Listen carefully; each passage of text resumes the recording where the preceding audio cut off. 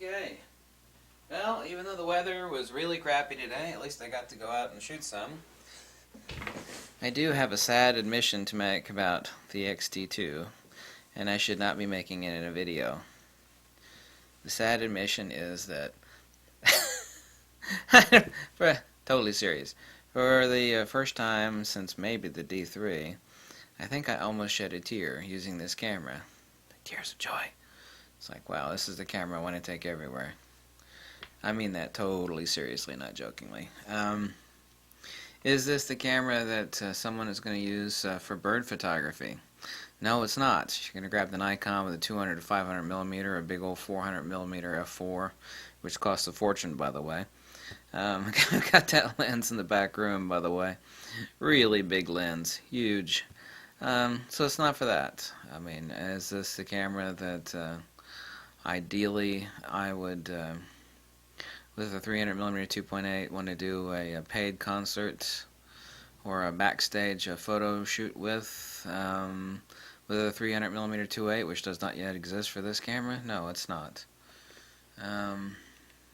That being said, I went through a 27-point examination of all possible criteria, which I've uploaded the picture of the 27-point criteria when I did the review, and it just squeaked out the Nikon D500 by several points. I mean, there were some things that obviously the Nikon was better on, and some things that the Fuji was just definitely better on, like straight out of camera, autofocus tracking.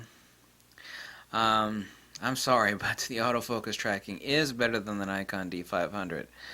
And I'm absolutely 100% certain of one thing, and that's that 99% of the people right now that own an X-T2 or have test driven it for a few hours, they do not have the autofocus parameters set up correctly, as far as boost, mode, area, and custom. Boost, mode, area, custom. Should be called BMAC, Boost Mode Area Custom. 4 different parameters that have to be set correctly. Boost, obviously turning it on, that one's simple. The other 3 are specific to whatever it is you're shooting. By the way, this is the 16 to 55 2.8, which, as you can see here, we have a twin linear motor that's actually driving it over that of the 18 to 55. 18 to 55 is the best value. So what the hell do you get with the 16 to 55?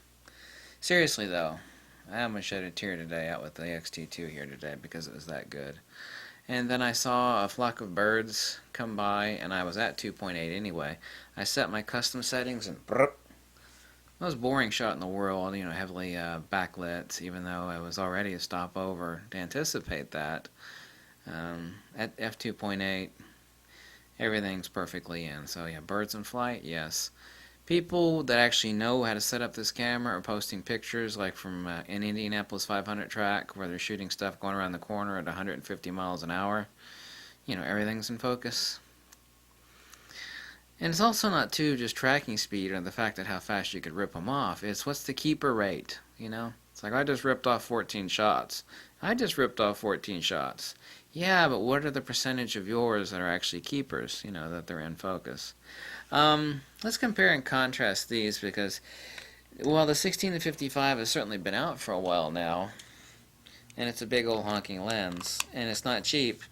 You know, you can get these for like $380 all day long used on eBay, and it is, you know, a fast lens. It's a 2.8 to f4. This is a fixed 2.8. This is basically like the DX version of the 24 to 70 2.8. What is superior on this? It is absolutely undeniably faster autofocus tracking than the 18 to 55. Yes, it is. What else? It definitely does not have optical image stabilization. Yeah. It does not have optical image stabilization. What's another big plus? It is sharper at the center, and it is sharper at the corners than the 18 to 55 is, flat out. It is. It's sharper at the corners and at the center than the 18 to 55. You got 2 millimeters wider at the near end, so what? Really? So what? It is a lot quieter than the 18 to 55. So what is it? What do you get for $1,000 versus the 18 to 55 here? This versus what I have on the X-T2 currently. What you get is a lens that is absolutely faster in autofocus tracking, is absolutely undeniably quieter, undeniably sharper from near end to far end, and definitely sharper in the corners. That is what you get. You definitely don't get optical image stabilization, so that's one minus against it. That and the fact that it's a big honking ass lens, as you can readily see. So that's also undeniable. So here are those two lenses.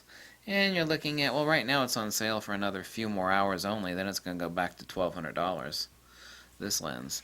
No one should ever buy this lens new, because new it's pretty expensive. It's like $750 new. This lens you can get for $380, $400 all day long, because it was the X-T1 kit lens. Nobody should ever buy that lens in new condition, new out of the box. Really should not even consider it. What I was actually tracking today when I did the birds in flight and got them all was the basically 70 to 200 2.8 equivalent, which is the 50 to 140 here. Not a cheap lens. Not a cheap lens. The OIS on it is incredible. It's I consider it to be a must-have lens. It is faster than the 55 to 200, which is a lot less money, but that's actually would be the best travel kit lens to have, which I also have that lens. So anyway, that's an admission today on the Fuji X-T2. The weather was crappy, but I was still out shooting. The camera's an absolute dreamboat. Fuji has already sold the hell out of these, and they're going to sell just the bejesus out of the X-T2. As soon as the word spreads, it's only been out now for, what, a week? As soon as the word spreads and people wake up, and usually for people to wake up and go, oh my god, this camera is as good as, you know, it's not falling apart, and it's not breaking and failing and crashing and pooping on itself, then Fuji will really go hog wild. By the way, according to Fuji rumors, they are coming out with an X-T2 next year. However, it won't be announced this year. Also, according to Fuji rumors, they have delayed the release of the EF-X500 flash for the Fuji X-T2 by 2 months. It was supposed to come out at the end of this month, but it's been delayed until November the 17th by Fuji. Why, I have no idea. Good question there on that one.